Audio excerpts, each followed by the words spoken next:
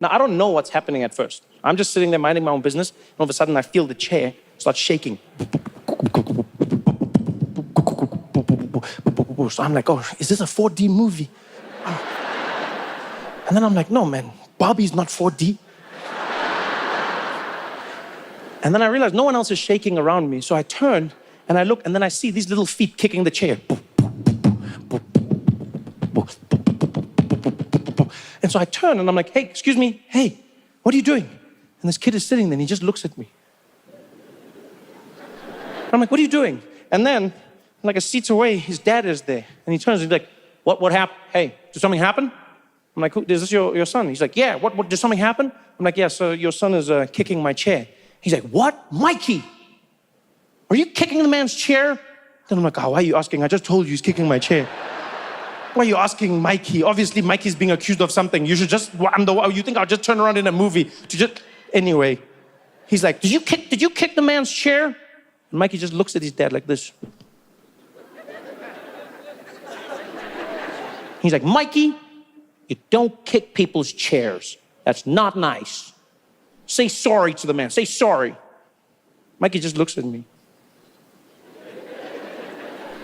And he's like, yeah, all right. You're good. Sorry about that, man. It won't happen again. I'm like, okay, I guess something happened. Turn around, I sit back in my chair, start eating my popcorn. So now I'm like, aha, it's gonna come now. Because if your parent warns you, I know, hey. So now I'm like, yeah, keep kicking, Mikey. Keep kicking, Mikey. Any moment now. You've been warned, Mikey. Then I'm like, hey, what's happening now? How come Mikey's not getting anything? Why is Mikey still? So then I turn around, I'm like, hey, Mikey, what are you doing, dude? Stop that. And the dad turns again, he's like, was he doing it again? Was he doing that? Hey, Mikey, that is not cool. I spoke to you about this, Mikey. That is not cool, Mikey. Time out. All right, sorry about that. We're good. I was like, I can see what Mikey's not changing. Nothing's. He's like, we're good.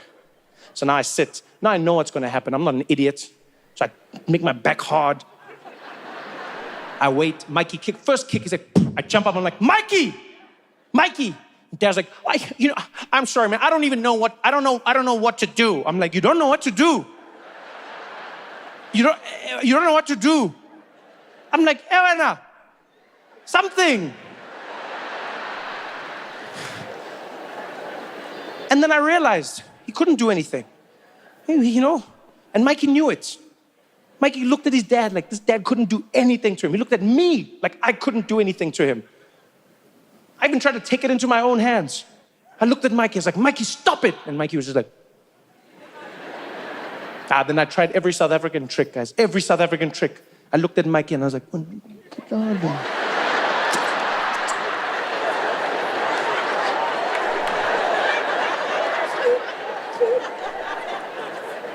and then Mikey looked at me and Mikey was like, shut up.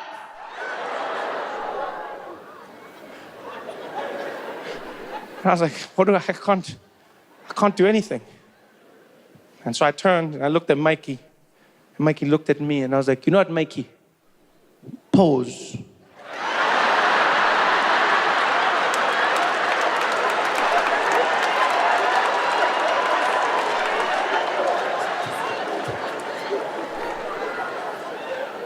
That day terrified me in a way I wasn't ready for. I'm not ready to have children like that. Because here's something I want you to understand. I do not want to ever hit my children, ever. I don't believe that anyone should hit their children. I honestly don't. But, I also don't want to raise a child who thinks it's impossible, for this side of a hand to meet this side of a face.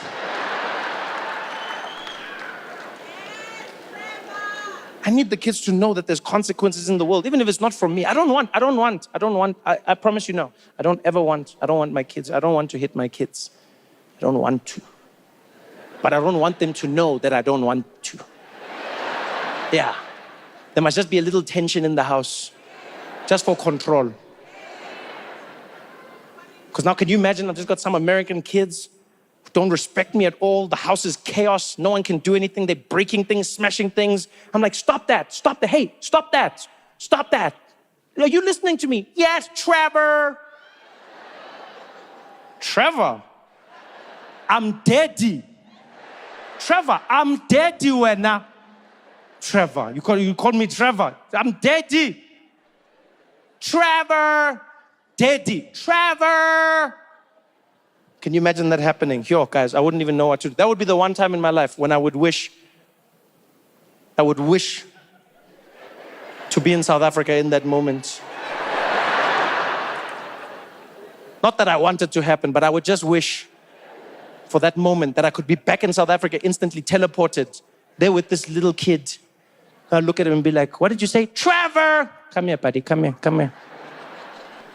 Can I tell you something? What? You see there? You see the time?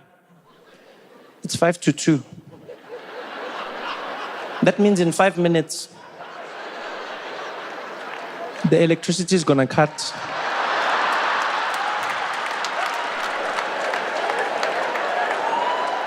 And when that happens, you're gonna know me.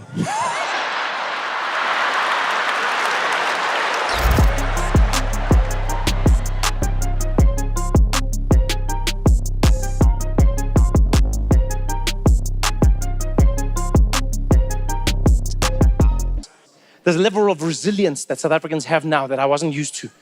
Really. You know where you truly notice it? You notice it at the traffic lights. That's where I've seen the biggest change. That's where I've seen the biggest change. You know? Because when I left, there was one thing I knew and one thing I knew for certain. South Africans know what to do when the traffic lights are not working. That's something I would have bet all my money on. Why? Because we learned about it. You knew it when you did your K53. Right? If you actually did your K53. They taught us in that lesson. When a traffic light is not working, you treat it as a four-way stop. It was very simple. These cars go like this. Those ones go like this. These ones, then these ones. These ones, then these ones. It worked like a charm.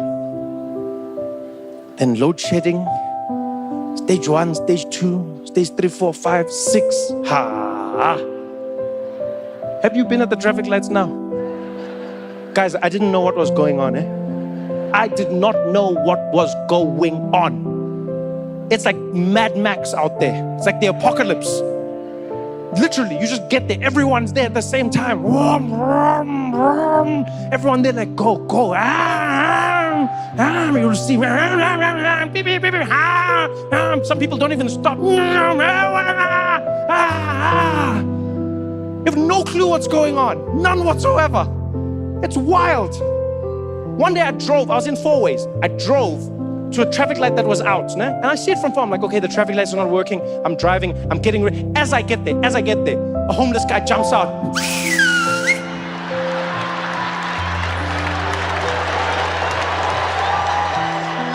I had no clue what was happening. All I see is this homeless guy, and then other ones jumped out. They're all standing there, and then they started directing traffic, and then I don't know what's going on. So all I was thinking, I was like, yo, damn, these outsurance guys have fallen, Yes. Then I realized it was homeless guys, and they were doing an amazing job, guys. They were doing a phenomenal job. They were pulling the cars,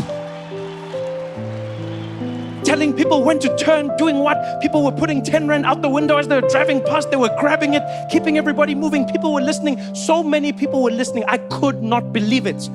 I could not believe it. One day, you know what blew my mind? We're driving, get to the traffic lights. Everybody stops. Then a police car comes. Police car comes. Whoa, and stops. Literally, the homeless guy was like, and the police car was like, And now I thought the police are gonna get out and do something about the traffic lights. So I looked at them, and then I'm like, and you could see the police were there like, he's working. Uyambona now, uyasebenza lo muntu. And then they just sat there with all of us, waited for the homeless guy. Then he was like, and then the cops were like, sharp, sharp. Everything has changed. Everything. But the one thing I'm not used to yet is the chaos. I don't know when to go. I don't know who goes when now. Some people are turning while other people are going straight. Then you're between each other. Everyone's hooting. Beep, beep, beep, beep, beep, beep, even taxi drivers are on the side like, guys, guys, this is not safe, guys. Man. If everybody's a taxi driver, then who is a taxi driver, guys? Guys, that's our thing, man. This is cultural appropriation.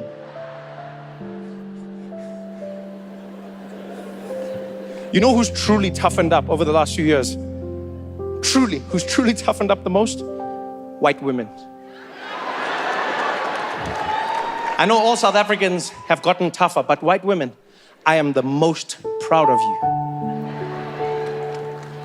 When I was last doing shows in South Africa years ago, white women were fragile. They were brittle. Any change in direction would crack them. You would see, you see white women back in the days, things would go wrong. They'd be like, I just can't. I just can't. I mean, like, you're living in a country where I swear to God, it's just, because I was driving today and they just cut you off. And you're at the robots and you've got these guys knocking on the window. I just can't. Zuma must go. I can't. I can't do this. I can't. It's too much. It's just too much. It's too much. And the chickens at Nando's have gotten smaller. I don't know what I can't. White women were brittle. And then I don't know what happened over the past few years. But they have toughened up. They have truly toughened up. It's almost like these white ladies were in their garages training every day. Because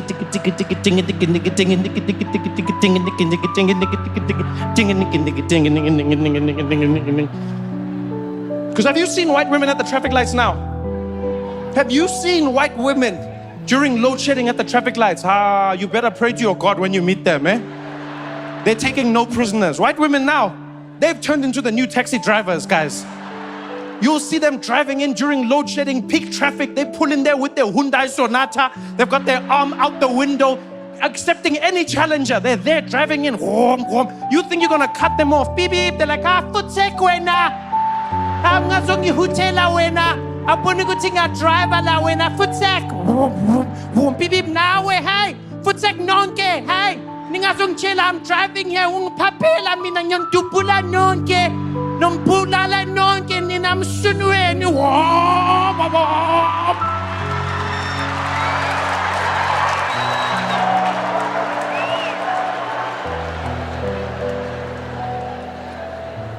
Wow! These white ladies are getting home to their husbands. They're there in the kitchen like, hi, honey, how was your afternoon? Yeah, sometimes you have to show them, eh? Sometimes you just have to show them. Uba bonise, uba kombise. Yeah, because ni out sharp mina.